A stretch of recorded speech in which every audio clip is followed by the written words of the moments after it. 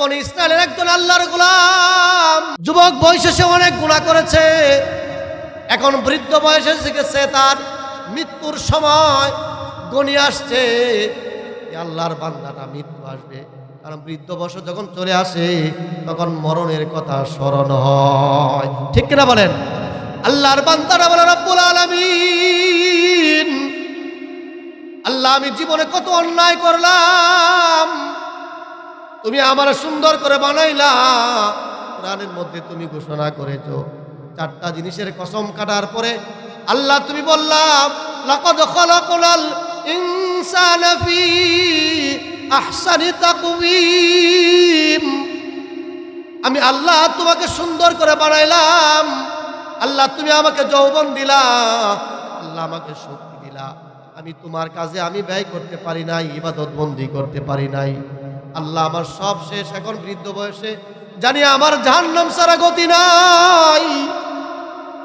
সন্তানদেরকে ডাক দেও, সন্তান আমি মারা যাওয়ার পরে আমার লাশটাকে দাফন দিবা না। আল্লাহু আকবার বলেন।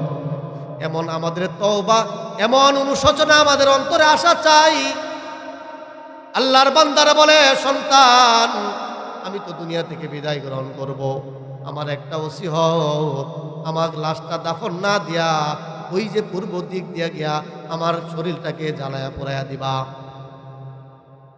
জ্বালায়া পোড়ায়া শেষ করে দিবা। শুধু তাই নয়, আমার এই কঙ্কালগুলা যখন ছাই হয়ে যাবে, ছাইগুলা হওয়ার পরে পূর্ব দিক দিয়ে যখন বাতাস শুরু হয়ে যাবে, বাতাস শুরু হওয়া যাওয়ার পরে ছাইগুলা তোমরা বাতাসের সাথে উড়াইয়া দিবা। আল্লাহু আকবার বলেন। আল্লাহর বান্দার ওসিয়ত অনুযায়ী মারা যাওয়ার পরে সন্তানরা তাই করলেন। বলেন তো দেখি, একটা মানুষকে যখন পুরো ছাই করে ফেলে, এটাকে আবার একত্রিত করার ক্ষমতা আমার আল্লাহর আছে কিনা? সবাই বলেন আছে কিনা? লিল্লাহে তাকবীর। আবার বলেন লিল্লাহে তাকবীর। আমার আল্লাহর আছে, আল্লাহ সব দেখতেছেন। আল্লাহর বান্দাকে ডাক দেওয়ার বলেন, ও বান্দা, দুনিয়ার জমিনে তুমি ছিলে, তোমার সন্তানদেরকে তুমি ওসিয়ত করে আসলা তোমার লাশটাকে পুরো ছাই করে উড়াইয়া দেওয়ার জন্য। ও বান্দা, আমি জানতে চাই তুমি কেন এই কথাটা বললা? আল্লাহু আকবার বলে। আল্লাহর বান্দারা কান্দে আর বলে, রব্বুল আলামিন, ওগো আল্লাহ, তুমি আমাকে বানানোর জন্য চারটা কসম কাটলাম, আমাকে সুন্দর করে বানাইলাম, আমাকে যৌবন দিলাম, আমাকে তুমি শক্তি দিলাম। আমি শক্তি পাওয়ার পরে, আমার যৌবন পাওয়ার পরেও আমি তোমার বন্দেগী করতে পারি নাই, আমি তোমার গোলামি করতে পারি নাই। ওগো আল্লাহ, আমি বড় অপরাধী। আমি জানি আমি জাহান্নাম ছাড়া আমার কোনো উপায় নাই, আমি তোমার জাহান্নামের আগুন সহ্য করতে পারবো না। আল্লাহু আকবার বলেন। আল্লাহ, আমি তোমার জাহান্নামের আগুন সহ্য করতে পারবো না।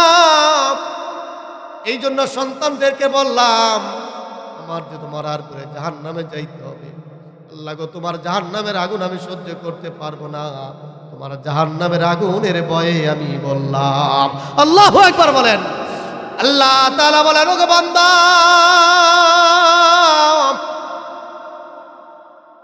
আমি তো আল্লাহ, আমি রহমান, আমি রহিম, আমি বড় দয়ালু। তুমি কি একবার চিন্তা করলা না আমার দয়ার? আল্লাহ গো, আমি তোমার জাহান্নামে, আমি তো এমন কোনো কাজ করি নাই, আমি তোমার জাহান্নামী লাকড়ি হয়ে গেলাম। আল্লাহ বলে, তুমি যেহেতু আমার জাহান্নামের আগুনের ভয় করেছো, আমি আল্লাহ ঘোষণা করলাম তোমার জীবনের গুনাহগুলো মাফ করে দিলাম।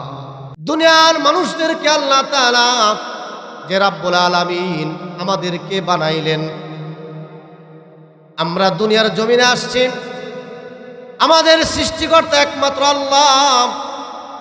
ওই আল্লাহ রাব্বুল আলামিন আমাদেরকে, আমরা যে কেমন কি কাজ করা প্রয়োজন, আল্লাহ তাআলা দামি চারটা জিনিস কসম করে বলেন, লাকাদ খালাকনাল ইনসানা ফি আহসানি তাকওয়িম। মানুষকে আল্লাহ তাআলা সুন্দর আকৃতির মাধ্যমে, গঠনের মাধ্যমে মানুষ তোমাকে আমি সৃষ্টি করলাম। আল্লাহ তাআলা চারটা কসম কাটলেন। আল্লাহ যদি কসম কাটে তারপরও কথাটা সত্য, কসম যদি না কাটে তারপরও কথা সত্য, ঠিক কিনা বলেন? আল্লাহ তাআলা কোরআনের মধ্যে বিভিন্ন জায়গায় কসম কাটলেন। ইয়াসিন, আর রহমান,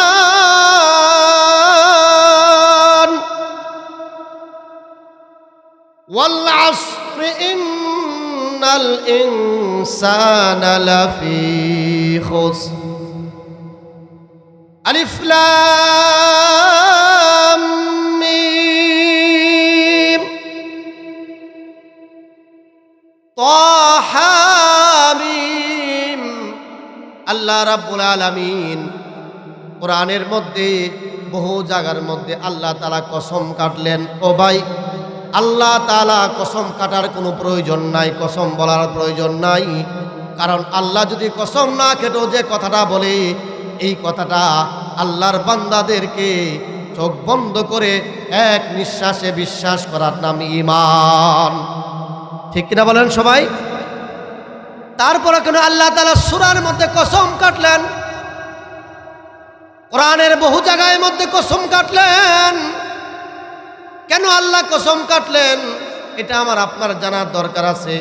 আল্লাহ তাআলা বান্দাদেরকে সৃষ্টি করলেন, কারণ বান্দাদের তবিয়তের ব্যাপারে আল্লাহ তাআলা ভালো জানে কিনা বলেন? আল্লাহ তাআলা জানেন বান্দাদের তবিয়তের ব্যাপার। বান্দাদের সামনে যদি কোনো কসম কাটা হয়, একজন মানুষ যদি আরেকজন মানুষের পাশে বসে যদি বলে মিথ্যা কথাটাও যদি কোরআন সে কসম করে, তার সন্তানের মাথায় হাত দিয়ে যদি বলে আমার সন্তানের কসম খাই আমি এই কাজটা করি নাই, কাজটা করে থাকলো, কসম কাটলে পরে বান্দাটা বিশ্বাস করে, ঠিক কিনা বলেন? আল্লাহ তাআলা বলেন বান্দাদের তবিয়ত, বান্দার আখলাক হলো কসম কাটার পরে জিনিসটা সাদরে গ্রহণ করে। আল্লাহ তাআলা বলেন এই জন্য আমি কসম কাটলাম। ওগো বান্দা, আমি এমন চারটা জিনিসের কসম কাটলাম, এই চারটা তামাম পৃথিবীর মধ্যে সর্বশ্রেষ্ঠ জিনিস এবং সর্বশ্রেষ্ঠ কিতাব। সুবহানাল্লাহ। আল্লাহ রাব্বুল আলামিন বলেন ওয়াত-তিন ওয়াজ-যাইতুন। আল্লাহ তাআলা এখানে দুইটা শব্দ এনেছে, দুইটা ফলের নাম। বলেন কয়টা ফলের নাম? বলেন সবাই, বলেন কয়টা ফলের নাম? আল্লাহ দুইটা ফলের নাম ঘোষণা করলেন। ওয়াত-তিন, তিন ফল, ডুমুর ফল, আঞ্জির ফল, চিনি কিনা আমরা? বলেন আল্লাহ তাআলা এখানে ফলের কথা কেন ঘোষণা করলেন? বিশ্বনবী একদিন বসা ছিলেন, হঠাৎ করে একদিন বিশ্বনবীর কাছে ডুমুর ফল নিয়ে আসলেন। আনার পরে নবীজি সাল্লাল্লাহু আলাইহি সাল্লাম পান করলেন, খাওয়া দাওয়া করলেন। নবীজি বলেন সাহাবীরা শোনো, আমাকে কেউ যদি জিজ্ঞাসা করা হতো ইয়া রাসূলুল্লাহ জান্নাতের ফল কি, আমি বিশ্ব নবী বলে দিতাম এই তিন ডুমুর ফলটা হলো জান্নাতের ফল। সুবহানাল্লাহ। কেন ডুমুর ফলটাকে, তিন ফলটাকে জান্নাতের ফলের সাথে তিনি তুলনা দিলেন? বিশ্বনবী বলেন এই ফলটা জান্নাতে যখন মানুষ যাবে, জান্নাতে হবে, মানুষটাকে খানা দেওয়া হবে, ফল দেওয়া হবে। ও ভাই, মানুষটাকে যখন ফল দেওয়া হবে, এই তিন নামক একটা ফল দেওয়া হবে, যে ফলটার মধ্যে কোনো বিচি থাকবে না। এই ডুমুর ফলের মধ্যে কোনো বিচি নাই, ঠিক কিনা বলেন? আছে? বলেন আছে কিনা বলেন?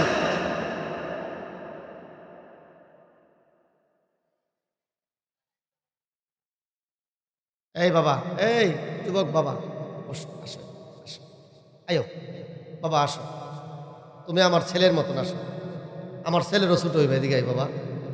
এই যে তুমি বললা যে নামাজ পড়াস না, কি আর ওয়াজ শুনছ, এটা বলছি না। একটা এই শোনো, এই ছেলে, মানুষ কয় ছেলেটা ফাঁস করছে, এটা কি লেখাপড়া কইরা না? বলেন কইরা কিনা? তাহলে নামাজ পড়তে হবে আগে যাই না, নাকি বলেন? নামাজ পড়ে না, কি ভয়াবহতা এটা জানতে হবে। আর এই কথা বলবো না। আলহামদুলিল্লাহ বলেন।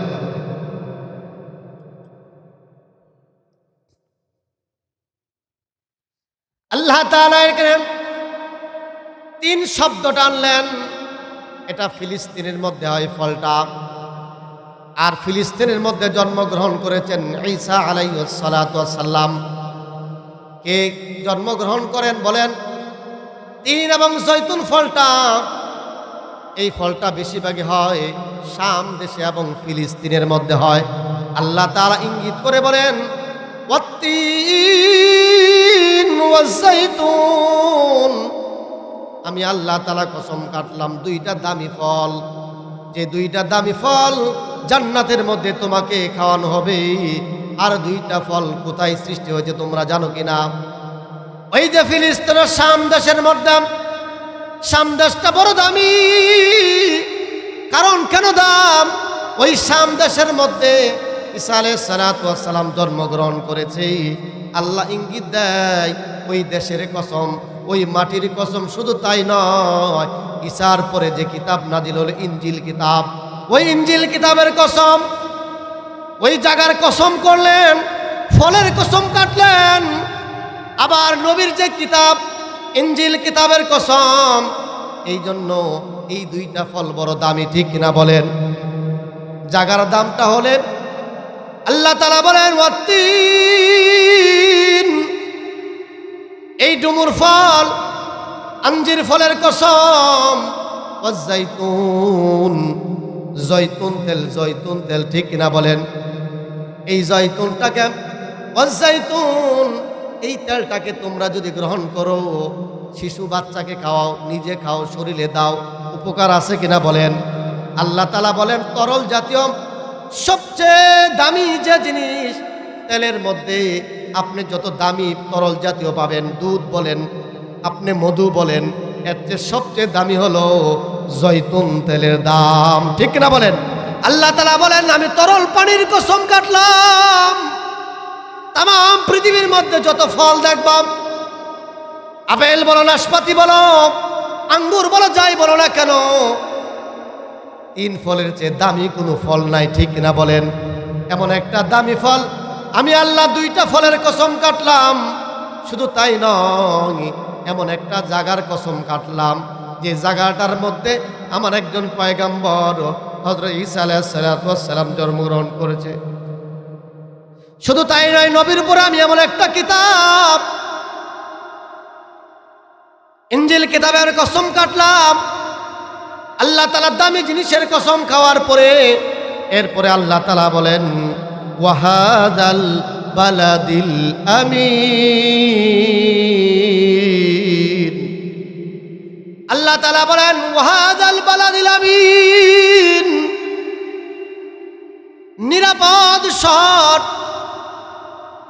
মুফাসসিররা লেখেন নিরাপদ শহর কোনটা?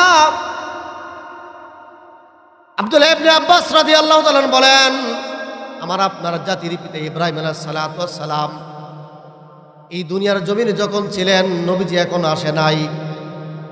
ইব্রাহিম আলাইহিস সালাতু ওয়াস সালাম ওই মক্কা নগরীর মধ্যে দাঁড়ায় রব্বুল আলামিন, ওগো আল্লাহ, আল্লাহ এই মক্কাবাসীর উপরে তুমি সন্তুষ্ট হয়ে যাও, এখানে তুমি নিরাপদ দিয়ে দাও। আল্লাহু আকবার বলেন। সকলের জন্য তুমি ফলমূলের ব্যবস্থা করে দাও। ওগো আল্লাহ, আমি ইব্রাহিম বলতেছি আমার সন্তানের জন্য এই শহরটাকে তুমি নিরাপদ বানায়া দাও। আল্লাহু আকবার বলেন। মনে রাখবেন ভাই, সবাই সব জায়গায় যাইতে পারে, কিন্তু মক্কার মধ্যে যদি একজন চোর ঢুকে যায়, একজন সন্ত্রাস ঢুকে যায়, সৌদি আরবের আইনে ওই সন্ত্রাস যতক্ষণ পর্যন্ত মক্কার ঘর থেকে না বের হবে, এর আগ পর্যন্ত গ্রেফতার করার কোনো বিধান নাই। আল্লাহু আকবার। আল্লাহ তাআলা বলেন ওয়াহাদাল বালাদিল আমিন, এমন একটা শহরের আল্লাহ কসম কাটলেন। শুধু তাই নয়, আল্লাহ তাআলা বলেন জানো কি কেন কসম কাটলাম? এই শহরটা হলো আমার নবী পয়গম্বর মুহাম্মদুর রাসূলুল্লাহ সাল্লাল্লাহু আলাইহি সাল্লামের জন্মভূমি, ঠিক কিনা বলেন? মক্কার মধ্যে আমার নবী জন্মগ্রহণ করেছে। এই জায়গাটা বড় দামি। শুধু তাই নয়, আল্লাহ তাআলা বলেন ওয়াহাদাল বালাদিল আমিন, নিরাপদ এমন একটা জিনিস। আমি ওই নবীর উপরে এমন একটা কোরআন নাজিল করেছি যে কোরআনটা হল হুদাল লিন্নাস, হেদায়েত মানুষের জন্য। এই কোরআনের উপরে যখন মানুষ আসবে, কোরআনের ছায়া যখন আসবে, এই মানুষটা নিরাপদ, ঠিক কিনা বলেন? কোরআনের ছায়া যখন আসবে, এই বান্দাটা দুনিয়ার কোনো জ্বর তুফানকে সে ভয় পাবে না, দুনিয়ার কোনো জেল জরিমানাকে ভয় পাবে না, কোনো তাগুত শক্তির লাল চক্ষুকে সে ভয় পাবে না, কারণ সে কোরআনের ছায়ার তলের মধ্যে আছে, ঠিক কিনা বলেন? আল্লাহ তাআলা বলেন ওয়াহাদাল বালাদিল আমিন, নিরাপদ শহর। ওই যে মক্কা, নিরাপদ শহরটা, যে মক্কার মধ্যে আমার নবী জন্মগ্রহণ করেছে, আমার নবীর উপরে কোরআন নাজিল করলাম। এই কোরআনের কসম করে আমি আল্লাহ বলি। আল্লাহু আকবার বলেন। কি বলে আল্লাহ? বলেন লাকাদ খালাকনাল ইনসানা ফি আহসানি তাকওয়িম।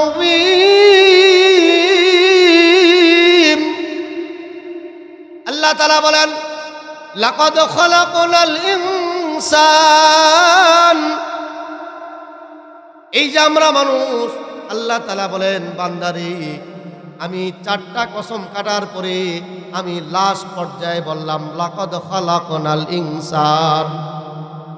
বান্দা তুমি দেখতেছ দুনিয়ার মধ্যে তুমি সুন্দর বলে চলে যাও, তুমি চলে যাও চিড়িয়াখানার মধ্যে গিয়ে ময়ূর পাখিকে সুন্দর করে বলা, আরে ময়ূর পাখি, ওগো ময়ূর পাখি তুমি এত সুন্দর, তোমাকে দেখতে কত ভালো দেখা যায়।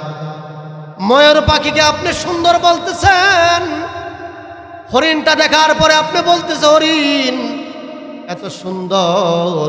হরিণ ডাক দিয়ে বলে বান্দারে, ওগো আল্লাহর গোলাম, ও আল্লাহর বান্দারা, আমি যে হরিণ এত সুন্দর, আমি ময়ূর পাখি যে এত সুন্দর, আমার কোনো সার্টিফিকেট নাই, আমি যে সুন্দর আমার কোনো বৃত্তি নাই, ঠিক না বলেন?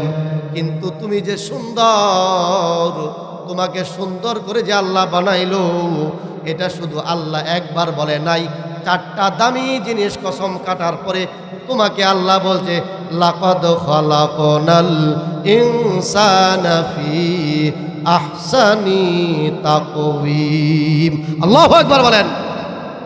আল্লাহ তাআলা বলেন তোমাকে চারটা দামি জিনিসের কসম কাটলেন, দুইজন দামি নবীর কসম কাটলেন, দুইটা কিতাবের কসম কাটলেন, এমন একটা শহরের কসম কাটলেন যে শহরের মধ্যে কানায় কাবা আছে। ওই কাবার চত্বরে মানুষ ঘুরে আল্লাহ লাব্বাইক আল্লাহুম্মা লাব্বাইক। এইখানে কাবার মধ্যে যখন মানুষ ঘুরে, ওই বান্দাটা যখন গুনাহ নিয়ে যায়, আমার আল্লাহ তাআলা হযরত আসওয়াতের মধ্যে যখন চুমা দেয়, আল্লাহ তাআলা তার বদৌলতে তার জীবনের গুনাহগুলো মাফ করে দেয়। আল্লাহু আকবার বলেন। ওই জায়গাটা বড় দামি ভাই। এই জন্য আমাদেরকে মক্কা মদিনায় যাওয়া দরকার আছে কিনা বলেন? সবাই বলেন আছে কিনা? আমাদের যাদের সামর্থ্য আছে আমরা চেষ্টা করে হজ করার জন্য, না হয় কমস কম আমরা উমরাটা করি।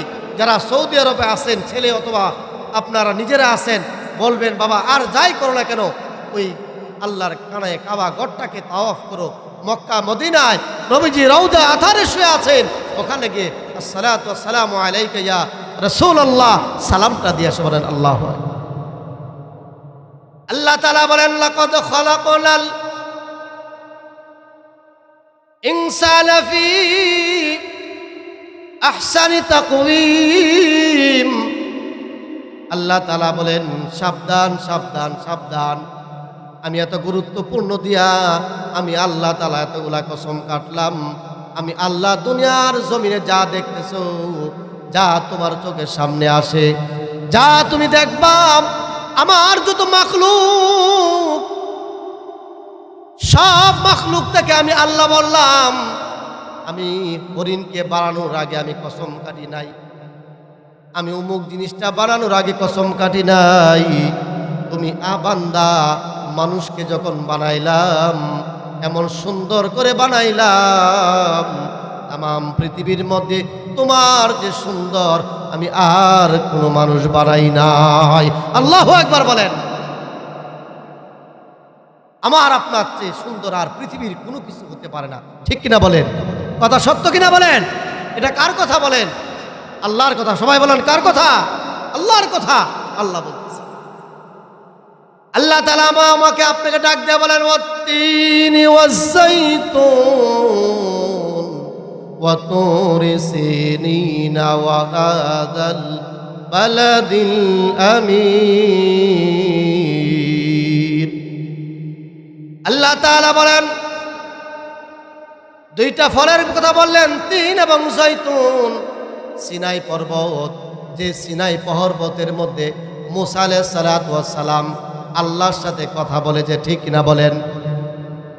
আল্লাহ সিনাই পর্বত, আল্লাহ তাআলা বলেন এমন একটি পাহাড় ৩৫০০ ভাষা দিয়ে আমি কথা বলেছি।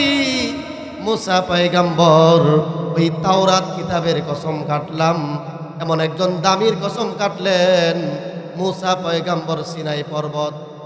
ওই সিনাই পর্বতটা এমন দামি পাহাড়, এটার কসম কাটার পরে আপনার দামি একটা শহরের কসম কাটলেন, যে শহরের মধ্যে নবী পয়গম্বর জন্মগ্রহণ করলেন।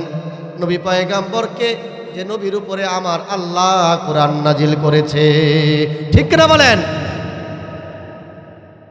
এরপরে আল্লাহ বলেন, লাকাদ খালাকনাল ইনসানা ফি আহসানি তাকওয়িম। বান্দা তুমি টেনশন করো না, আমি আল্লাহ তাআলা তোমাকে এই 4টা কসম খাওয়ার পরে বললাম, আমি তোমাকে সুন্দর করে বানাইলাম। আল্লাহু আকবার বলেন। আল্লাহ আমাকে বলতে সুন্দর করে বানাইলাম। ও যুবক, তরুণ সমাজের উদ্যোগে আজকের মাহফিল, ইসলামিক মহাসম্মেলন।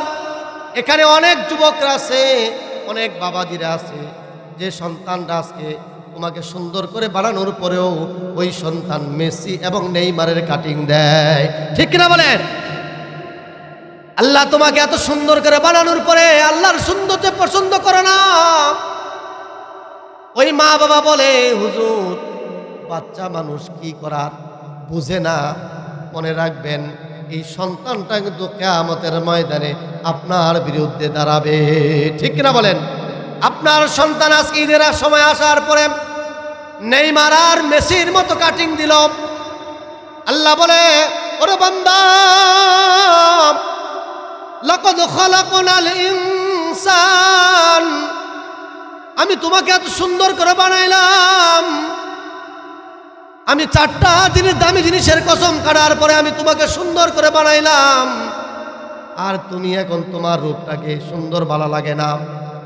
ও আমার মা বোনেরা, পর্দার আড়ালে হাতে ধরি পায়ে ধরি, আসেন আমার, আপনি আমার মা, আপনি আমার বোন, ওই বিউটি পার্লারে আর যাবেন না, বুরু ফ্লাক করবেন না, আর চুল কাটবেন না, মেকআপ করবেন না, কারণ আপনার উপরে আল্লাহ লানত। আপনার ব্যাপারে আল্লাহ কোরআনে বলে, ঠিক কিনা বলেন? আপনার ব্যাপারে কোরআন বলে, ওরে বান্দি, দুনিয়ার যত মেকআপ দাও না কেন, যত বুরু ফ্লাক করো না কেন, যত চুল কাটো না কেন, আমি আল্লাহ তোমার এত সুন্দর করে বানাইলাম, তুমি আমার সুন্দর উপরে হাত দিতেছো, আমি আল্লাহ বললাম তোমার উপরে আমার লানত। নাউজুবিল্লাহ বলেন। আমার মা বোনেরা, আমার ঈদের সময় আসো, অথবা অন্য সময় পার্লারে যাই, বুরু ফ্লাক করে, বুরু ফ্লাক করা কবিরা গুনাহ। কি গুনাহ বলেন? কবিরা গুনাহ, কবিরা গুনাহ। তওবা করতে হবে ভাই, তওবা করতে হবে। যদি কোনো নারী যদি এই বুরু ফ্লাক করার পরে নামাজ পড়ে, তার 40 দিন পর্যন্ত নামাজ কবুল হবে না। বলে নাউজুবিল্লাহ বলেন। কি মনে করছে?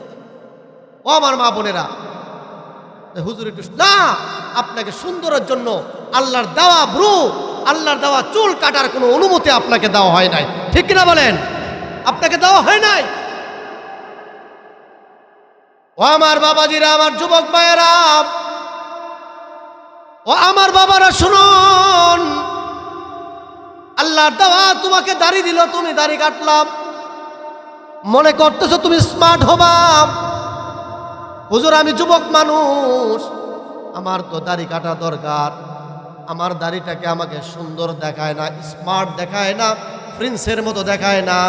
আল্লাহ বলে বান্দারে, তুমি যে আমার দাড়িগুলা কাটলা, আমার দেওয়া নিয়ামত, ঠিক কিনা বলেন?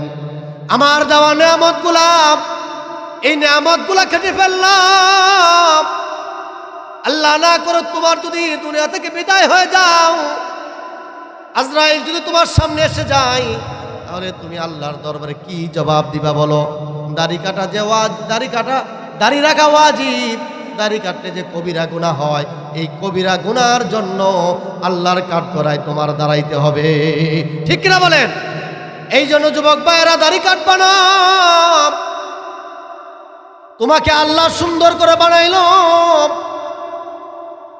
ও মা, আমার বোন, তোমাকে আল্লাহ সুন্দর করে বানাইলো। আল্লাহ 3-4টা কসম কাটলেন।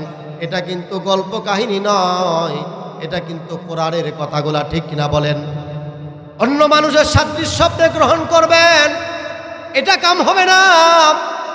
আল্লাহর নবীজি বলেন, আলমার উমা মান হাব্বা, যে ব্যক্তি, যে বান্দা যার বেশি মহব্বত করে, যার প্রতি যার মহব্বত, কিয়ামতের ময়দানে হাসর হবে তার সাথে, ঠিক কিনা বলেন? আমার মহব্বত যদি আমার চুলের কাটিং, আমার পোশাক যদি হয় ওই ইহুদি নাসারার মতো ভারতের স্টার জলসা, জি বাংলার মতো যদি আমার পোশাকটা হয়, বেদিনের মতো যদি আমার পোশাকটা হয়, ও আমার মা বোনেরা বলেন তো দেখি, আপনি যত নামাজ পড়েন না কেন, কিয়ামতের ময়দানে হাসর হবে তাদের সাথে, ঠিক কিনা বলেন? কারণ আপনি তো তাদের সাদৃশ্য গ্রহণ করছেন। আপনি ঈদ আসলে আপনি মুসলমানের শালীন পোশাক নয়, ওই যে টেলিভিশনে কি পোশাক দেখছে ওইটা কিনে দিতে হবে।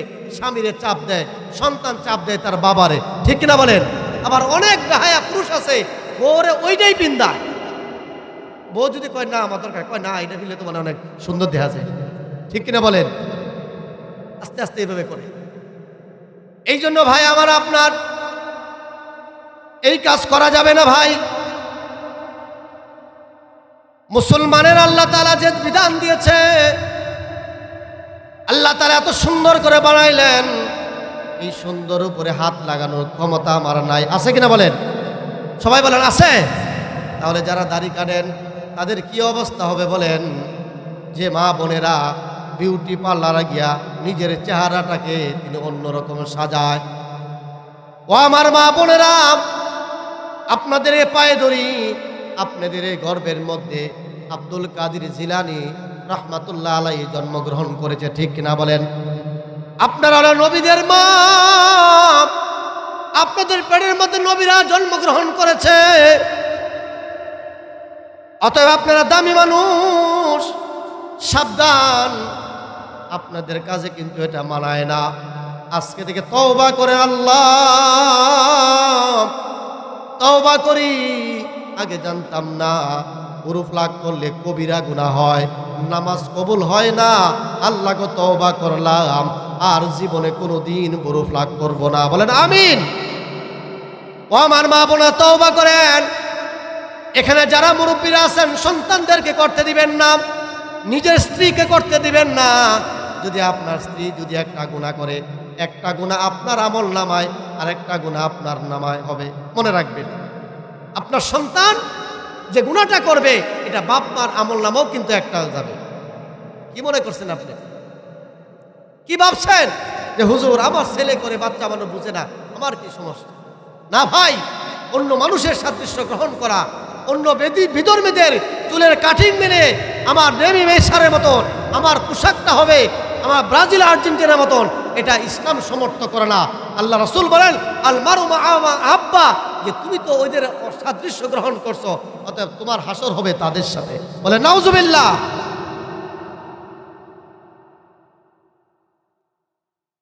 আশরাফ আলী তানভী রহমাতুল্লাহ আলাইহি তিনার কিতাবের মধ্যে একটা ঘটনা লেখেন। হজের মৌসুমের সময় মক্কা মুকাররমার মধ্যে একজন আলেম মৃত্যুবরণ করেছে। আলেম মারা যায়, হজের মৌসুম। আলেম মারা যাওয়ার পরে গোসল দিয়ে দিলেন। গোসল দেওয়ার পরে জানাজা হলো। জানাজা হওয়ার পরে ওই আলেমকে তিনি দাফন দিবেন। আলেমকে যখন দাফন দিবেন, এখন দাফন করবে তাদের পারিবারিক একটা গোরস্থানে। ও যুবক ভাইয়েরা, ও আমার মা বোনেরা, আশরাফ আলী তানভী রহমাতুল্লাহ আলাইহি ঘটনাটা খুব খেয়াল করে শুনেন।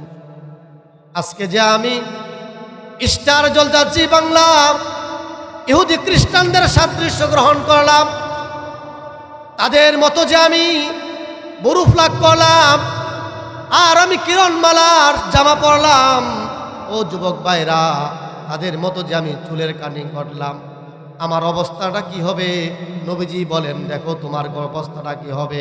তুমি যদি তোমার নিজের ইসলামের ধর্মে, নিজের ইসলামের রঙে রঙিন তুমি না করে অন্য ধর্মে রঙে রঙিন হও, তোমার হাসরটা কোথায় হবে? এই ঘটনাটাকে আমরা শিক্ষা গ্রহণ করব। আশরাফ আলী তানভী রহমাতুল্লাহ আলাইহি বলেন, মক্কা মুকাররমায় আল্লাহর বান্দা যখন মারা যায়, পারিবারিক গুরুস্থানে তাকে দাফন করার জন্য যখন তিনি গেলেন, গুরুস্থানের যখন কবর চিন্তা করলেন, হাই রে হাই, এখানে একটা গুরুস্থান করা দরকার। গুরুস্থানের কিন্তু কোনো জায়গায় খালি নাই। কি নাই? কোনো জায়গায় খালি নাই। আশ্চর্য ব্যাপার। সবাই পরামর্শ করলো, চিন্তা করেন, ওই যে ওই পাশে দেখা যায় একটা গুরুস্থান, কবর, ওটা অনেক দিন পূর্বে দাফন করা হয়েছিল একটা মানুষকে, কিন্তু ওই মানুষটা মনে হয় হাড্ডি উলে পয়সা গেছে। এখন মনে হয় যে 10-12 বছর হয়ে গেছে গা, এখানে দাফন করা যায়। আছে না এরকম? একটা কবরের মধ্যে যে 10-12 বছর হয়ে যায়, এখন তো এক কবরের মধ্যে আর একটা দেওয়া যায়, দেওয়া যায় না?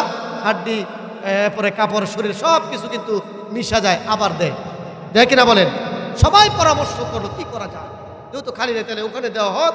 এখানে অনেক দিন আগে একটা কবর দেওয়া হয়েছিল, এখানে দিয়ে দিই আমরা, তাহলে এখানেই বাস। সবাই যখন কবর করার জন্য এখানে তিনি গেলেন, যখন তিনি কবর দেওয়ার জন্য কবর খনন করবেন, কবর করার পরে কয়েকটা কোদালের কূপ দেওয়ার পরে দেখতেছে, আরে এখানে দেখা যায় আর একটা লাশ। আল্লাহু আকবার বলে। কি দেখে? লাশ। কি লাশ? কিন্তু দেখা যায় একবারে সাদা কাপড়, মনে হয় 1-2 দিন আগে দিল না। আমরা তো জানি এটা মোটামুটি প্রায় 10-12 বছর আগে লোকটা মারা গিয়ে দিকে মারা, এখানে দাফন দেওয়া হয় না, এই জায়গাটা দেওয়ার উপযোগী। হঠাৎ আশ্চর্য হয়ে গেলেন গা। হায় হায়, এটা কি আশ্চর্য ব্যাপার! আমাদের এখানে দেখা যায় একজন নারীর লাশ, এখানে আমরা দাফন দিব, এই নারীর লাশ দেখা যায়। সবাই আশ্চর্য হয়ে গেলেন। কারণটা কি? কারণটা সবাই আশ্চর্য হয়ে গেলেন গা, কারণ এই যে এখানে দেখা যায়, এখানে তো আজ থেকে 10-12 বছর আগেই একজন আলেমকে দাফন করা হয়েছিল। বলেন কাকে? একজন আলেমকে দাফন করা হয়েছিল। আজকে আলেমের লাশের জায়গায় একজন নারীর লাশ। সবাই আশ্চর্য হয়ে গেলেন, আরে হাই, এটা কি মন ব্যাপার ঘটনা! আমরা তো জানি এখানে সব পুরুষদেরকে দাফন করা হয়, এখানে এই পাশে সবাই নারীদেরকে দাফন করা হয়। এখন আমরা জানি এই কবরটা একজন আলেম, একজন পুরুষের লাশ, এই জায়গাটার মধ্যে একজন পুরুষের লাশ। এখন আমরা যখন কবর করলাম, তাকে দেখি এখানে দেখা যায় একটা নারীর লাশ। আশ্চর্য বিষয় না? বলেন আশ্চর্য বিষয় কিনা বলেন? সবাই আশ্চর্য হয়ে গেল। হজের মৌসুম, চতুর্দিক দিয়ে খবর হয় মক্কায় একজন একটা নারীর লাশ পাওয়া গেছে। এই নারীকে কেউ চিনে না। মক্কা মানুষের কোনো আকৃতি নয়, প্রত্যেকটা মানুষের কিন্তু আকৃতি আছে এলাকার, ঠিক কিনা বলেন? আমাদের যেভাবে স্বাভাবিকভাবে মারা যায় আমাদের চেহারা একরকম।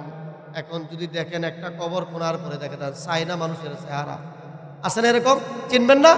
এখন আপনি একটা কবরে গেলেন, যাওয়ার পরে যদি একটা দাফন দিলেন, মনে করেন আপনি আমি মারা গেলাম, এখন যায় দেখলে আরে আমাদের মানুষের ঢাকা অথবা বাংলাদেশের মানুষের চেহারা কাটিং তো এরকম, চায়না মতো দেখা যায়, অথবা অনেক কালো নিগুড়া আফ্রিকার মতো, ঠিক কিনা বলেন?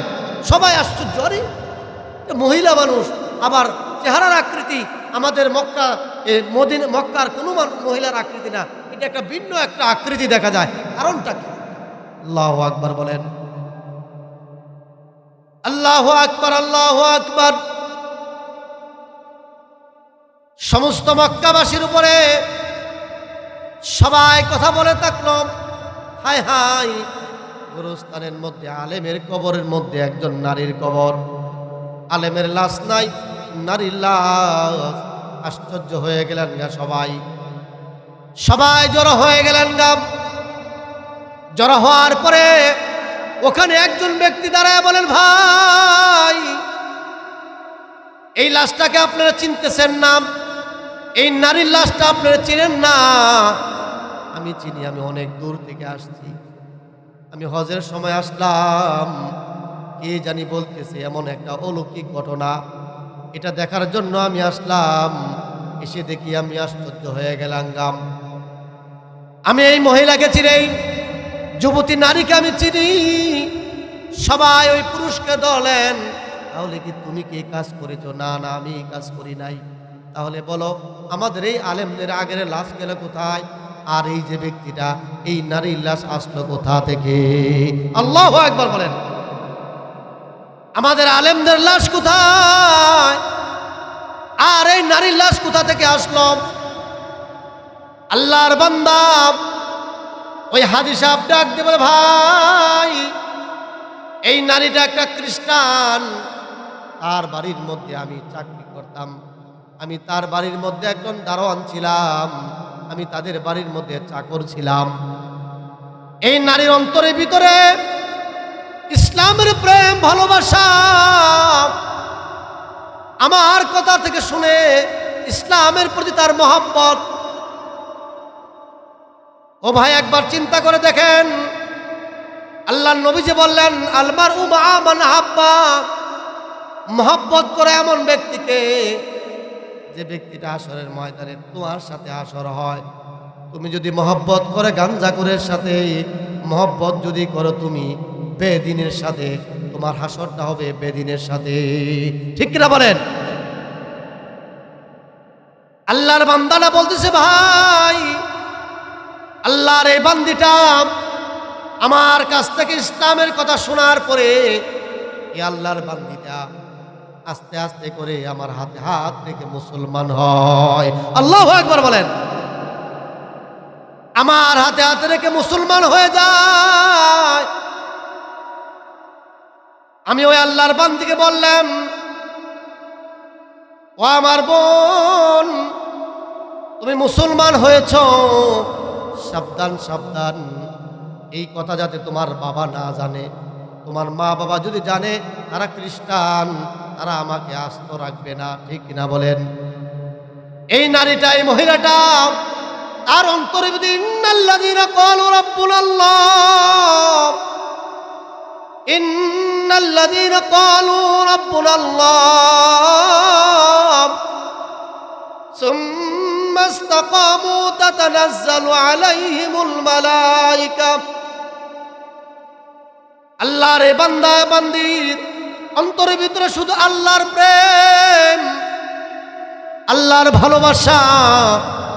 ও ভাই, এমন ভালোবাসা আমাদের দরকার আছে কিনা বলেন?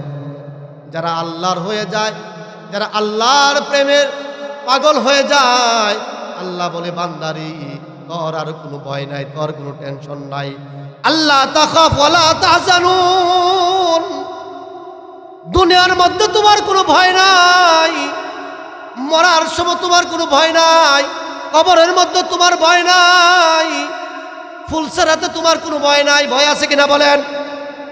নবীদের কোনো ভয় নাই, সাহাবায়ে কেরামের কোনো ভয় নাই, কারণ তাদের অন্তরের ভিতরে কে ছিল বলেন? সবাই জুড়ে বলেন, কে ছিল? আবার জুড়ে বলেন কে ছিল? তারা জানে আমাদের হায়াতের মালিক আল্লাহ, মৌতের মালিক আমার আল্লাহ। দুনিয়ার কোনো শক্তি আমাকে মারতে পারে না যতদিন পর্যন্ত আমার আল্লাহ আমাকে মরণ না দেয়। ঠিক না বলেন? অনেক মানুষ দেখা যায় রাস্তার মধ্যে রিক্সা থেকে পড়ে মারা যায়, অনেক মানুষ দেখা যায় ট্রাকের তলে পড়ে গেল মারা যায় না, আছে কিনা বলেন?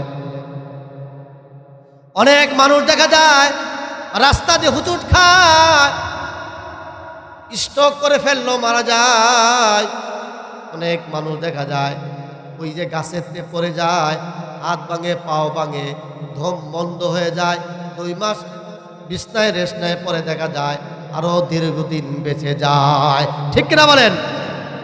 আল্লাহর বান্দারা যাদের অন্তরের ভিতরে আল্লাহর ভয়, যাদের অন্তরের ভিতরে আল্লাহর প্রেম, তারা কোনোদিন মৃত্যুকে ভয় পায় না। ঠিক কিনা বলেন? কারণ তারা জানে মৃত্যু হলো এমন একটা জিনিস, মরার পরে আমার আল্লাহর সাথে সাক্ষাৎ। সুবহানাল্লাহ বলেন। আল্লাহর বান্দা বলেন, আমি তার ইসলাম গ্রহণ করার কথা আমি কারো কাছে বলি নাই, নিশ্চুপ রইলাম। আমি তাদের বাড়ি থেকে চলে আসলাম, আসার পরে আমাকে অনেক ধন সম্পদের মালিক বানানো হলো। এখন আমি হজ করতে আসলাম। তবে আশ্চর্য বিষয়, আমি শুনেছিলাম এই বান্দিটা, আল্লাহর বান্দিটা মারা গেল। মারা যাওয়ার পরে তাকে এই খ্রিস্টানদের মোতাবেক অনুযায়ী গর্ত করে তাকে দাফন করা হয়েছে, জানাজা দেয় নাই। চলো চলো যাই ওই খ্রিস্টানদের গোরস্থানে গিয়া দেখি কি অবস্থা। যেহেতু তার লাশটা এখানে, ওই তার জায়গায় কি আছে আমরা একটু যাচাই করে দেই। আল্লাহু আকবার বলেন। সবাই পরামর্শ অনুযায়ী চলে গেলেন। ওই মহিলার বাড়ির মধ্যে গিয়া তার বাবাকে ডাক দিলেন, ভাই আপনার মেয়েকে যে দাফন দিলেন ওই জায়গাটা আমাদেরকে একটু দেখান, এই জায়গাটার মধ্যে আমরা একটু দেখতে চাই।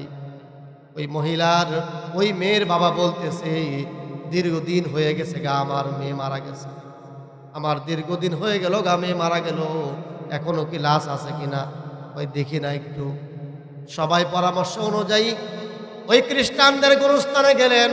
জায়গাটা দেখানোর পরে কোদাল দিয়া যখন কোপ দিলেন, আল্লাহু আকবার আল্লাহু আকবার, ওই আল্লাহর বান্দির কবরের মধ্যে দেখে তাকায়া, ওই যে মক্কার মধ্যে একজন আলেম ছিল যাকে যেখানে দাফন করা হয়েছিল, ওই জায়গায় যেমন তার লাশ, এই খ্রিস্টান মেয়ের কবরের মধ্যে আলেমের লাশ।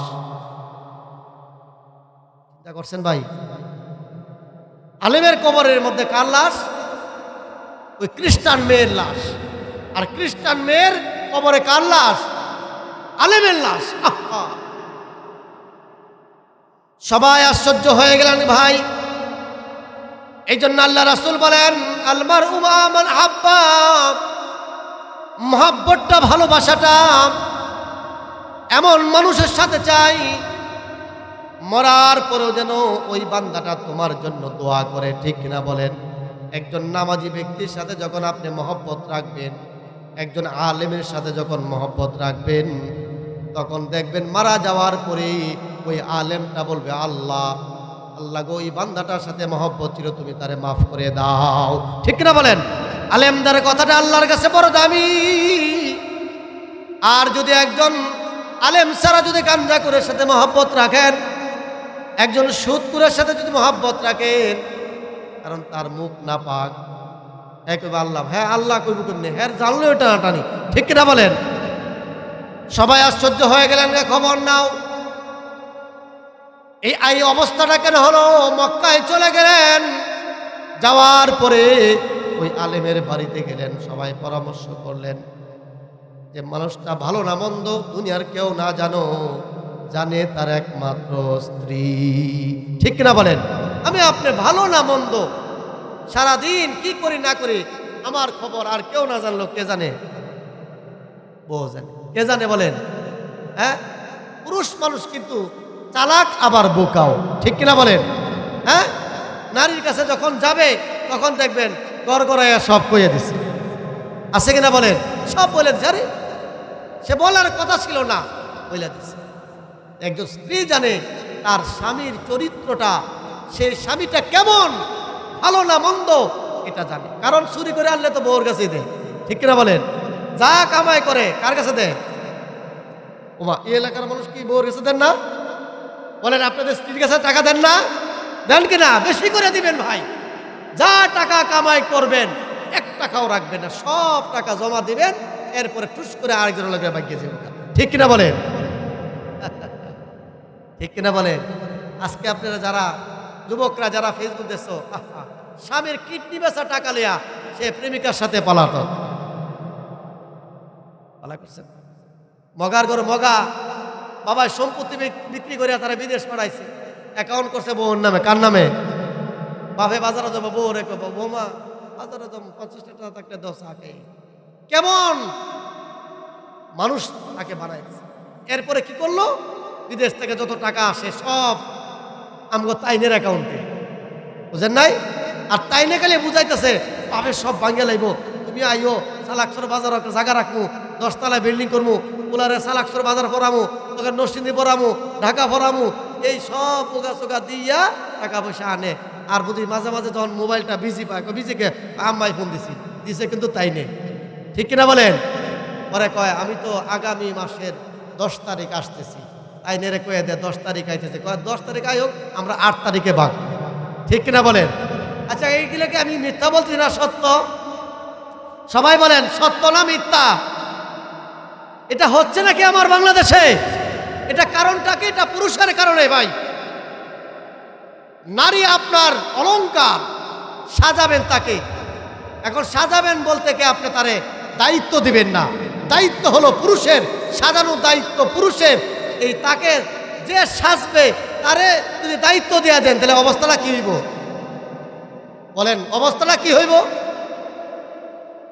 এই জন্য ভাই, যে পুরুষরাই ভুলটা করে, হ্যাঁ, আমার মা বোনদের কাছে টাকা দিবেন, হাত খরচ দিবেন, তার কিছু খরচ আছে তারে দিবেন, তারে মহব্বত করবেন, তার লাগে দামি শাড়ি আনবেন, অনেক কিছু করবেন, তারে বেশি ভালোবাসবেন, সব দিবেন, কিন্তু সব দায়িত্ব দিবেন না। ঠিক কিনা বলেন? সব দিবেন কিন্তু সব দায়িত্ব আমরা বুকাপুর সব দায়িত্ব। অনেক পিতারেন যে হুজুর আপনি দেন না, আমিও দেই, সব দেই না। ঠিক কিনা বলেন? আমিও দেই, না দিলে তা না দিলে উপায় থাকবো? বলেন না দিলে উপায় থাকবো? শীতের দিন যদি একটা মুসরা দিতারে সারা রাত কাঁপতে কাঁপতে শেষ। ঠিক কিনা বলেন? খেতা গরম হইতো না। এই জন্য তাদেরকেও কিন্তু আদর করতে হবে।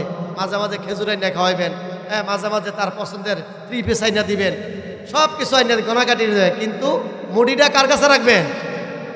পুরুষের কাছে। মুড়িটা কার কাছে রাখবেন? সবাই কয় না, বলেন কার কাছে রাখবেন? আপনার কাছে রাখবেন। কার কাছে? বলেন আপনার কাছে রাখবেন ভাই। কিন্তু সব নারী নারী না, কিছু নারী হলো গিয়া একমাত্র খাঁটি নারী। ঠিক কিনা বলেন? কিছু নারী এমন আছে, পুরুষ এমন বজ্জাত, টাকা নষ্ট করে, কিন্তু ওই নারী টাকাকে গুছায়া সংসারটাকে সুন্দর করে সুন্দর একটা সংসার উপহার দেয়। ঠিক কিনা বলেন?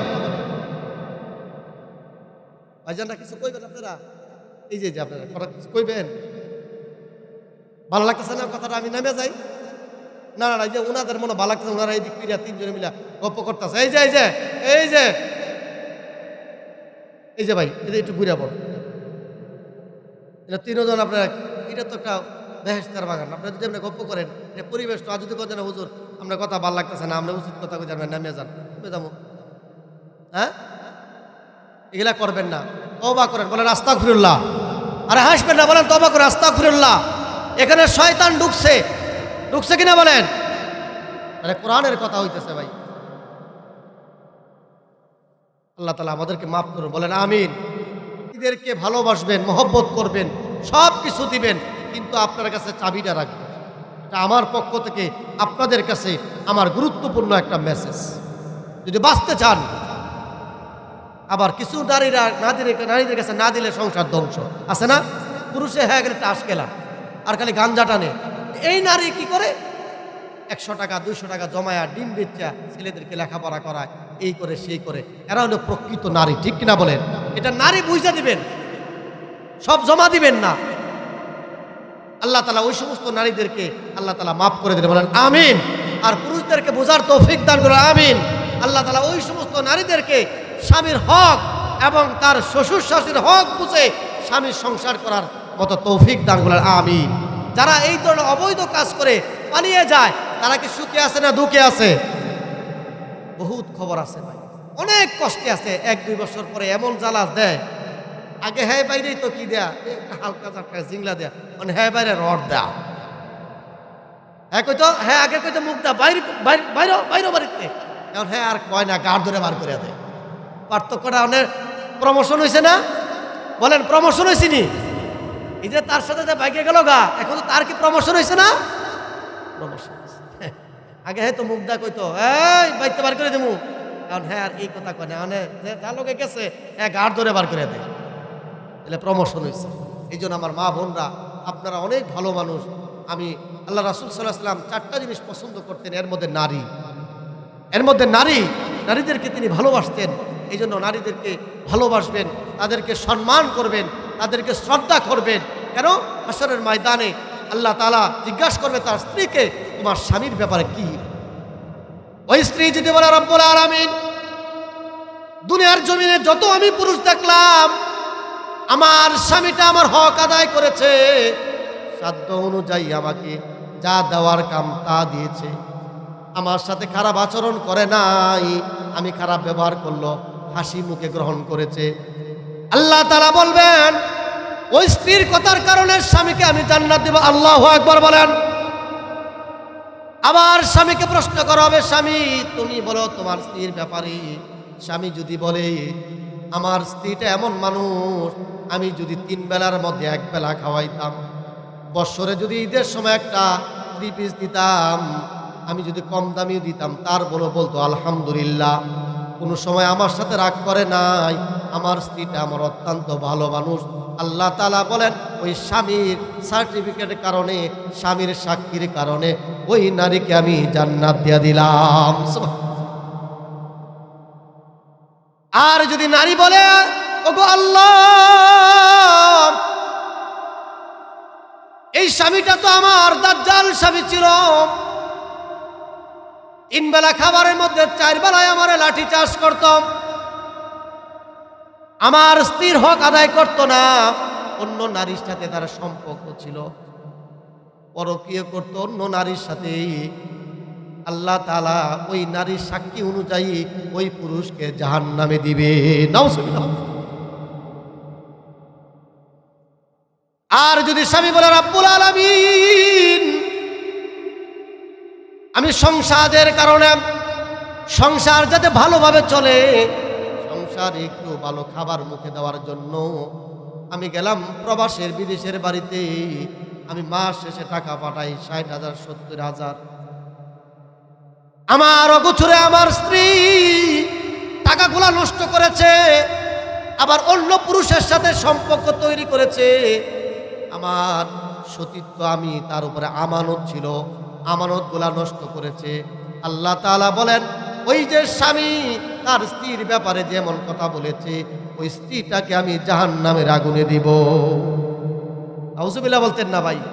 কি মনে করছেন ভাই? এই জন্য দুজনের মধ্যে স্যাক্রিফাইস থাকতে হবে ভাই, দুজনের মধ্যে মহব্বত থাকতে হবে, ভালোবাসা থাকতে হবে, তাহলে হবে সোনার সংসার। ঠিক কিনা বলেন? হ্যাঁ। আর মহিলারা তো একটা জাত আছে, তারা তো মনে করেন যে মাছ বাজা আছে না, মাছ বাজা, মাছটা যেমনি বাঁচতে চায় তেমনি পুরুষটাও বাঁচতে চায়, একবারে ওই একেবারে শেষ না। আপনি যখন একটা পুরুষ বাহির থেকে আসবে, বাহিরে কত মানুষের সাথে কত কথা বলেছে, তার মেন্টেন, তার মেজাজ কেমন আপনি জানেন না, আপনি সুন্দর করে কথা বলেন। ঠিক কিনা বলেন? ওকে স্বামী কোথায় থেকে আসতো, 1 গ্লাস পানি খাও, খাবার দিবেন, এরপরে ঠান্ডা হওয়ার পরে এরপরে আপনি বলেন, মানে আওয়ার আগেই যদি ওই যে কইছিলাম শনিবারে আনসনি, তখন বেড়ার মেজাজটা কেমন গরম হইব। এই জন্য আমার মা বোনেরা, পুরুষের অনেক বড় দায়িত্ব, তারা অভিভাবক, তারা ঘরের কর্তা, তাদের উপরে কত চাপ, এটা আপনার বুঝে চলতে হবে। ঠিক কিনা বলেন? মেহেরবানি করে বুঝে চলবেন যে সংসারের মধ্যে যে নারী, পুরুষের মেন্টালিটি, পুরুষের সেন্সটা, পুরুষের অবস্থানটা বুঝে চলে না, ওই সংসারে বারবার ঝগড়া হয়। ঠিক কিনা বলেন? এই জন্য বুঝতে হবে ভাই ও আমার মা বোনেরা, তখন গেলে বিচার কামাইটা বালা না, আরে বালা হইব কেমনে, গড়া হওয়ার আগেই তো আগুন জ্বালায় দিস। ঠিক কিনা বলেন? বালা হইব কেমনে বেচারা। আবার কিছু নারীরা 5 ওয়াক্ত নামাজ পড়ে, এই বেটা বাজারও যায় টেলিভিশন দে আর লুড্ডু খেলা ঘর আই ওই রঞ্চস্তি, ঠিক কিনা বলেন? তুমিও কিন্তু কম না, তোমারও কিন্তু হাসরের ময়দানে ধরবে, তোমাকে হাসরের ময়দানে কাঠগড়ায় দাঁড়াইতে হবে। আল্লাহ তাআলা আমাদের সকলকে মাফ করে বলে আমিন। আশরাফ আলী থানভী রাহমাতুল্লাহ আলাইহি বলেন, ওই আলেমের বাড়িতে গেলেন, বাড়িতে যাওয়ার পরে আলেমের বিবিকে জিজ্ঞাসা করা হয়, আজকে থেকে অনেক দিন পূর্বে আপনার স্বামী মারা গেল, আপনার স্বামীকে দাফন করা হলো, আপনার স্বামীর কবরের মধ্যে একজন খ্রিস্টান মহিলার লাশ, আর আপনার স্বামীর লাশটা হলো খ্রিস্টান মহিলার কবরে। আমরা জানতে চাই আপনার স্বামীর ব্যাপারে আপনি একটু আমাদেরকে বলেন। ওই মহিলা বলে, ভাই আমার স্বামী 5 ওয়াক্ত নামাজ আমল এমন ভালো ছিল, এমন আমল ভালো ছিল তার কোন তুলনা নাই। কোরআন শরীফ তেলাওয়াত করতো, তাহাজ্জুদ নামাজ পড়তো, এশরাক এবং আওয়াবিন পড়তো, সব আমল ভালো ছিল। তবে একটা জিনিস আমার স্বামীর একটা জিনিস খারাপ ছিল, আমি এটা পছন্দ করতাম না। কয়টা জিনিস? একটা জিনিস খারাপ ছিল। আমরা যখন স্বামী স্ত্রী মিলিত হতাম, আমরা যখন স্বামী স্ত্রী যখন মিলিত হতাম, সহবাসের পরে গোসল করা কিন্তু ফরজ, ঠিক না বলেন? মিলিত হওয়ার পরে শীতের রাত্রে যখন আমার স্বামী গোসল করার জন্য উঠতেন, তখন আমার স্বামী বলতো, ইসলামের এই রীতিটা আমার ভালো লাগে না, এই রীতিটা আমার পছন্দ লাগে না, খ্রিস্টানদের রীতিটা ভালো, সহবাস করার পরে গোসল করতে হয় না। নাউজুবিল্লাহ বলেন। ও ভাই, এমন মুসলমান আছে আলেমরা এই কথা বলে বলে না না, ইসলামে পর্দাটা মানা যায় না, ইসলামে এই আইনটা মানা যায় না, ঠিক কিনা বলেন? পর্দার কথা বললে সব ভালো লাগে, ইসলামের এই নীতিটা ভালো লাগে না। আল্লাহর নবীজি বলেন, আল মারউ মাআ মান হাব্বা। ওই যে আলেম মাত্র সব আমল ভালো ছিল, তাহাজ্জুদ নামাজ ছিল, রোজা ছিল, তার নামাজ ছিল, কোরআন তেলাওয়াত ছিল, কিন্তু স্ত্রী সহবাস করার পরে সে গোসল করে কিন্তু মনে মনে বলে, হাই রে, এই জিনিসটা তো আমার ভালো লাগে না। অস্বীকার করে নাই, মানে ভালো লাগে না, মানে বিরক্ত মনে করত। আর কারো বাকি নাই, বাকি নাই, সবাই বুঝে পড়লেন এই যে ইসলামের একটা ফরজ বিধানটাকে সে তিরস্কার করেছে, ফরজ বিধানটাকে সে কিভাবে ছোট করে দেখেছে, এই জন্য আল্লাহ তাআলা তার আযাব, ঠিক কিনা বলেন? এই জন্য ভাই আমাদের ইসলামের উপরে আমি মানি বা না মানি, ইসলামের কোনো বিধানকে আমি ছোট করে দেখার কোনো অবকাশ নাই। আছে? বলেন আছে কিনা বলেন? ইসলামের সব পালায়, রোজার মাস আইছে, খাওয়া বন্ধ হয় না, এটা মজা লাগে না। মোটামুটি সকালে না দুপুরে খাওয়াটা এটা বিধানটা করতো যে না, সকালে খাওয়ান যেত না, আর দুপুরে গেলে খেলে চলবো, তেলে না একটু ভালো খাওয়ান যেত কয়েকদিন। আছে না এরকম মানুষ? আছে কিনা বলেন? এমন মানুষ আছে, আমার নিজ চোখে এবং নিজ কানে, এটা কোনো গল্প নয়। আজ থেকে প্রায় 5-7 বছর আগে আমি একটা দোকানে দাঁড়াইছি, এক লোকের জিগাইতে, তারা কি মিয়া রোজা রাখছেন না? বা রোজা রাখা যারা গরিব হারা যাগো ভাত নাই করো, নাউজুবিল্লাহ বলেন। আমার ঘরে ভাতের অভাব নাই, আমি রোজা রাখতাম কে? দেখছেন কারবারটা? কল্পনা ভাই, মিথ্যা আল্লাহর কোরআন সামনে, ভাই আপনাদের সামনে মিথ্যা কথা বলবো, আল্লাহ হাসরের ময়দানে আমার জিব্রার আগুনে কেচি দিয়ে কাটবে, ঠিক কিনা বলেন? গল্প কাহিনী নয়। এই জন্য ভাই আমাদের আবার আপনার পোশাক হবে ইসলামের মতো, রীতিমতো নবীর সুন্নত মোতাবেক চলবো। দাড়ি কাটা যাবে না, গরু ফ্লাগ করা যাবে না, চুল কাটা যাবে না, এটা হারাম। বলে এটা কি? মা বোনেরা সবাই বলেন এটা কি? আবার জুড়ে বলেন এটা কি? হারাম। আমার মা বোনেরা আজকে জানার পরে যদি এই কাজটা করেন, কিয়ামতের ময়দানে আল্লাহ এই ভিডিও ওয়াজটা দেখাবে।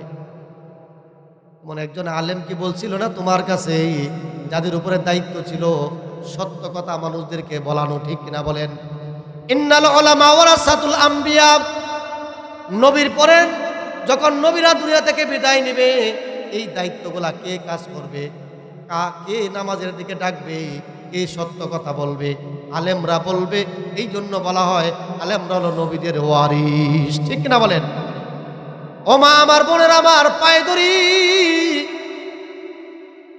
আগে ছোটবেলা শুনতাম ঢাকা বনানী, ঢাকা মিরপুর এবং ঢাকা বিভিন্ন জায়গায় উত্তরা, এই সমস্ত জায়গার মধ্যে বিউটি পার্লার আছে। এখন আমাদের গ্রামগঞ্জে যেখানে চায়ের দোকান ওইখানেও বিউটি পার্লার, ঠিক কিনা বলেন? যেখানে চায়ের দোকান আছে চলে না ভালো করে, এখানেও একটা মেয়েরা ওই ঢাকা শহর আসছিল, কয়েকদিন কাজ শিক্ষা এই জায়গাও দিয়া দিছে, আছে কিনা বলেন?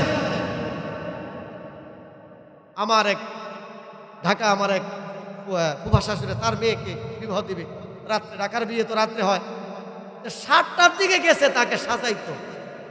আমি বাসায় বসে দিয়েছি, 10টা বাজে গেছে, খবর নাই।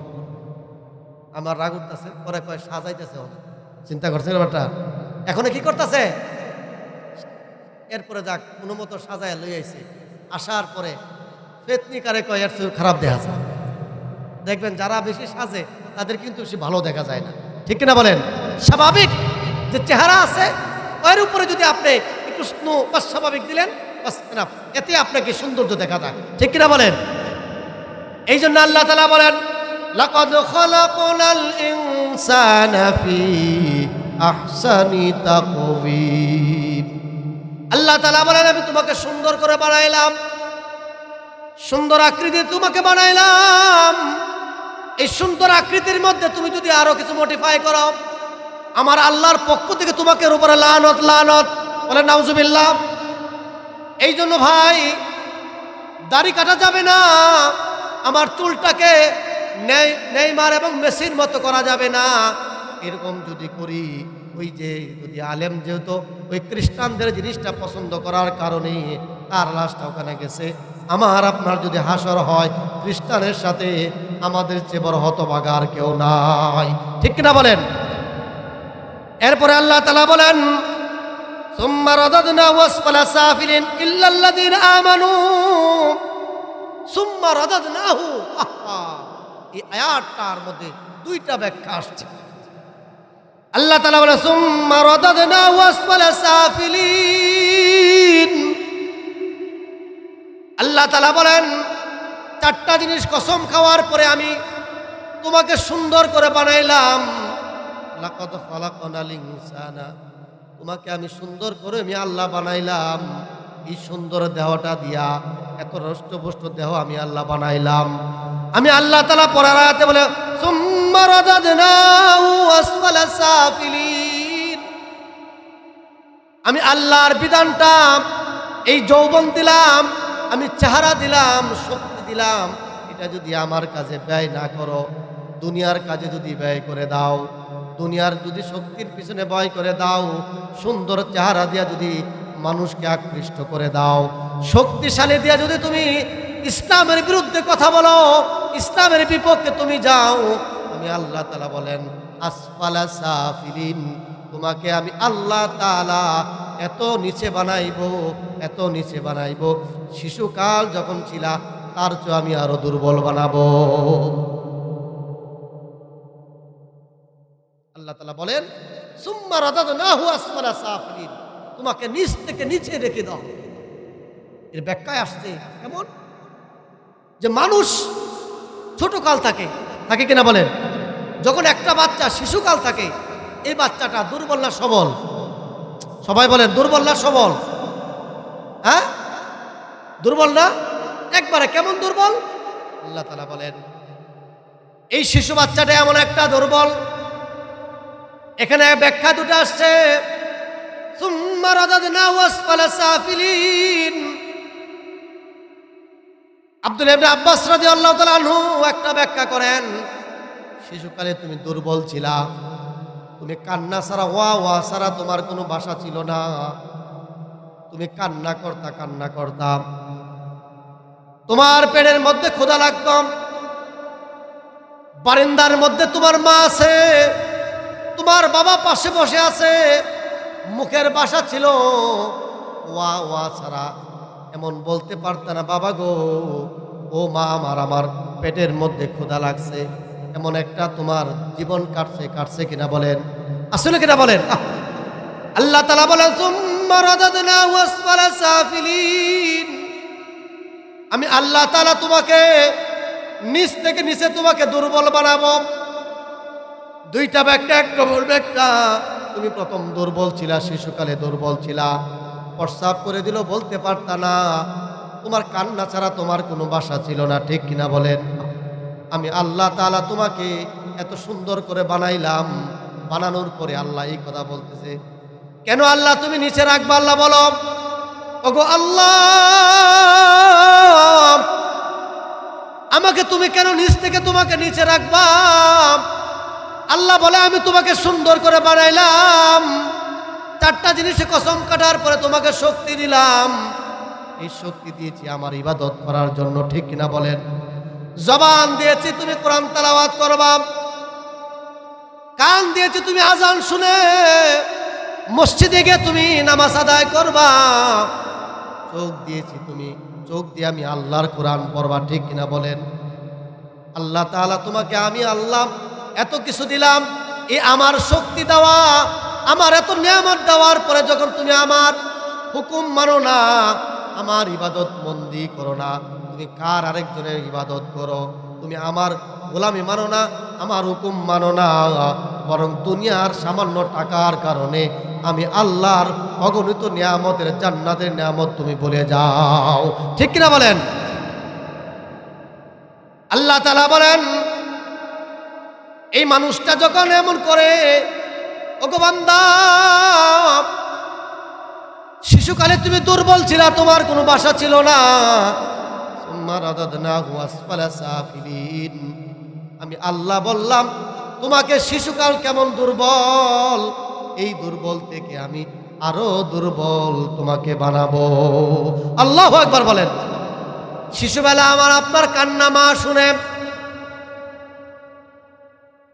উঠানের মধ্যে যদি দান নাড়ে তারপরে কান্না আওয়াজ শুনলে সব ফেলে এসে সন্তানকে কোলে নেয়, সন্তানকে কোলে নেয় আদর করে, ও আওয়াজ শব্দটা মা বাবার কলিজার মধ্যে সয় না, ঠিক কিনা বলেন?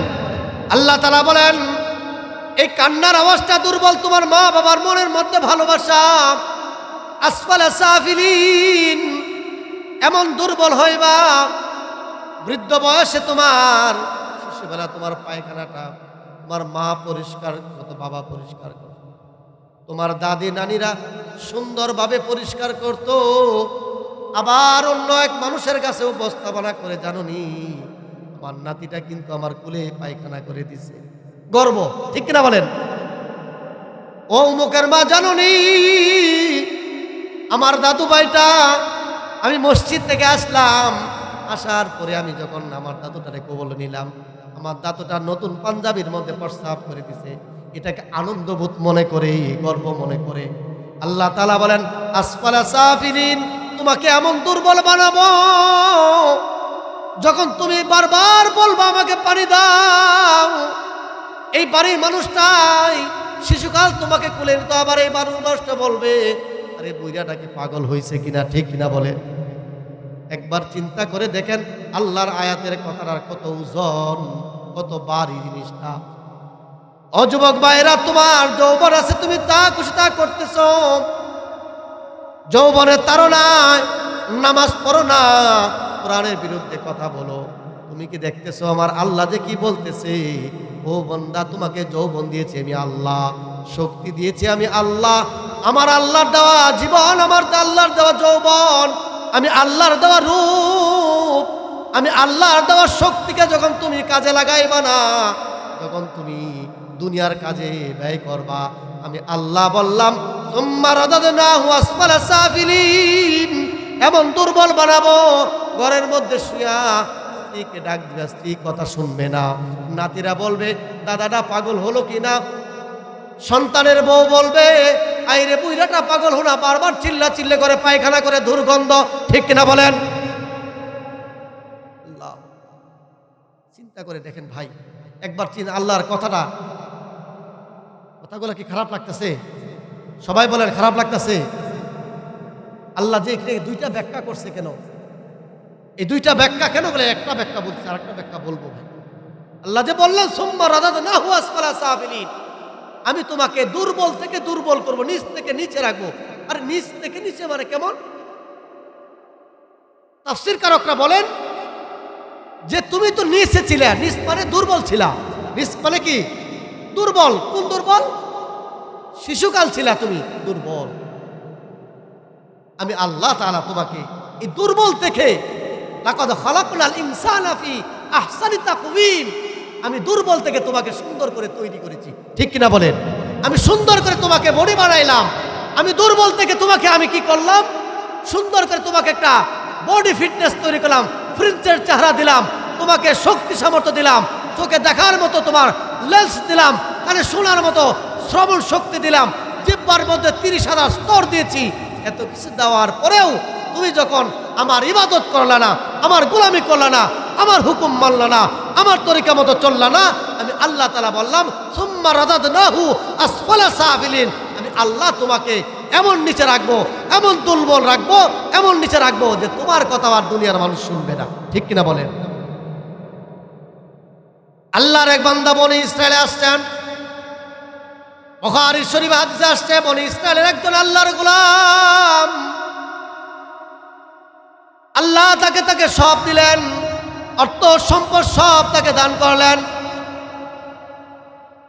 নারে তাকবীর! প্রধান বক্তার আগমন, মুফতি সাহেব আহমদ সিদ্দিকী সাহেবের আগমন। আলহামদুলিল্লাহ, আমাদের প্রধান বক্তা চলে আসছে। যারা এখন আমরা বাহিরে আছি, যারা চা খাইতে গেছেন, একটু এনার্জি দিতে গেছেন, আমরা চলে আসি ইনশাআল্লাহ। আমি অল্প সময়ের মধ্যে, হুজুর অল্প সময়ের মধ্যে আমি শেষ করে দেব। আল্লাহ তাআলা আমাদেরকে ধৈর্য ধারণ করে বসার মতো তৌফিক দান, বলে আমিন। আল্লাহর নবীজি বলেন, বনি ইসরায়েলের মধ্যে একজন যুবক ছিল। যুবক বয়সে সে এমন কোনো গুনাহ করে নাই, এমন কোনো অপরাধ করে নাই, তার নাই। কারণ যুবক বয়সে গুনাহ করতে তার মন বেশি শয়তানে ধোঁকা দেয়। ঠিক কিনা বলেন? 70 বছর 80 বছরের এই মুরব্বীকে যদি যাত্রার মঞ্চে নিয়ে যায়, বুঝবে না, তাকায়া থাকবে। আর একজন যদি 25 বছরের যুবককে যদি নিয়ে যাত্রার সামনে দেন, শরীরটা খালি মুচড়াইব। ঠিক কিনা বলেন? একজন বৃদ্ধ মানুষকে যদি বলেন, ভাই চলেন মারামারি করতে যাই, বলবে ভাই মাফ চাই, আমার জানলে এটা হাঁটানি। আল্লাহ তাআলা বলেন, ওই যুবকটা এমন যুবক ছিল, যুবক বয়সে সে অনেক গুনাহ করেছে, এখন বৃদ্ধ বয়সে শিখেছে, তার মৃত্যুর সময় গণিয়ে আসছে। আল্লাহর বান্দাটা মৃত্যু আসবে, কারণ বৃদ্ধ বয়স যখন চলে আসে তখন মরণের কথা স্মরণ হয়। ঠিক কিনা বলেন? আল্লাহর বান্দারা বলে, রব্বুল আলামিন, আল্লাহ আমি জীবনে কত অন্যায় করলাম, তুমি আমার সুন্দর করে বানাইলা। কোরআনের মধ্যে তুমি ঘোষণা করেছো, 4টা জিনিসের কসম কাটার পরে আল্লাহ তুমি বললাম, লাকাদ খালাকনাল ইনসানা ফি আহসানি তাকওয়িম, আমি আল্লাহ তোমাকে সুন্দর করে বানাইলাম। আল্লাহ তুমি আমাকে যৌবন দিলা, আল্লাহ আমাকে শক্তি দিলা, আমি তোমার কাজে আমি ব্যয় করতে পারি নাই, ইবাদত বন্দি করতে পারি নাই। আল্লাহ আমার সব শেষ, এখন বৃদ্ধ বয়সে জানি আমার জাহান্নাম ছাড়া গতি নাই। সন্তানদেরকে ডাক দেও, সন্তান আমি মারা যাওয়ার পরে আমার লাশটাকে দাফন দিবা না। আল্লাহু আকবার বলেন। এমন আমাদের তওবা, এমন অনুশোচনা আমাদের অন্তরে আসা চাই।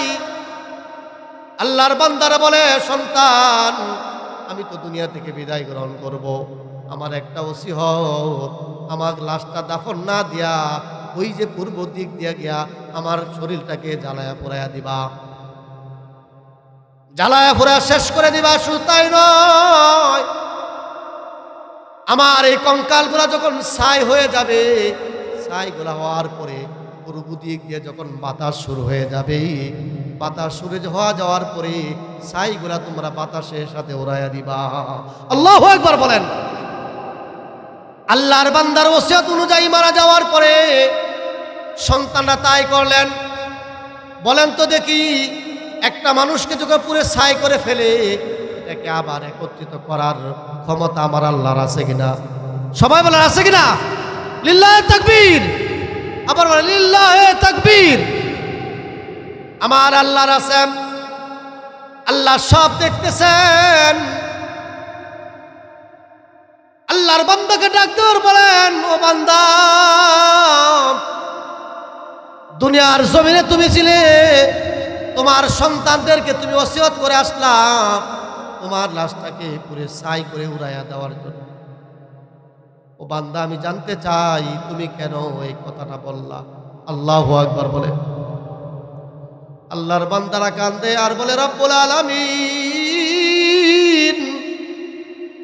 ওগো আল্লাহ, তুমি আমাকে বানানোর জন্য 4টা কসম কাটলাম, আমাকে সুন্দর করে বানাইলাম, আমাকে যৌবন দিলাম, আমাকে তুমি শক্তি দিলাম। আমি শক্তি পাওয়ার পরে, আমার যৌবন পাওয়ার পরেও আমি তোমার বندگی করতে পারি নাই, আমি তোমার গোলামি করতে পারি নাই। ওগো আল্লাহ, আমি বড় অপরাধী। আমি জানি আমি জাহান্নাম ছাড়া আমার কোনো উপায় নাই। আমি তোমার জাহান্নামের আগুন সহ্য করতে পারবো না। আল্লাহু আকবার বলেন। আল্লাহ, আমি তোমার জাহান্নামের আগুন সহ্য করতে পারবো না। এই জন্য সন্তানদেরকে বললাম, আমার যে মরার পরে জাহান্নামে যাইতে হবে। আল্লাহ গো, তোমার জাহান্নামের আগুন আমি সহ্য করতে পারবো না, তোমার জাহান্নামের আগুনের ভয়ে আমি বললাম। আল্লাহু আকবার বলেন। আল্লাহ তাআলা বলেন, ওগো বান্দা,